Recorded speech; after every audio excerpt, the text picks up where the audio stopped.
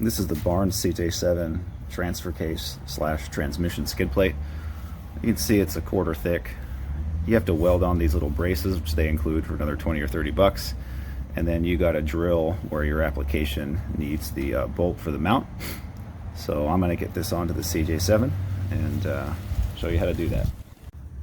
Here's the transmission mount I'll be replacing. You can see there's no skid feature here, right? It's just a solid bar stock across the bottom. So it'll be nice to get a little extra protection. And we'll also add some rigidity to the Jeep by tying in the two frame rails at 3 different points versus sort of this one point, which doesn't do a lot, but it doesn't do nothing.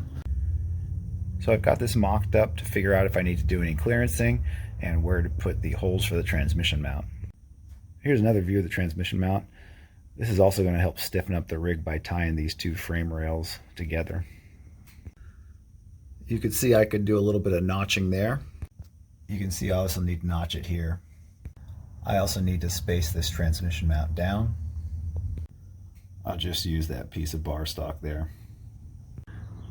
As you're trying to half-ass drilling some holes blind, keep in mind that custom alignment slots are okay.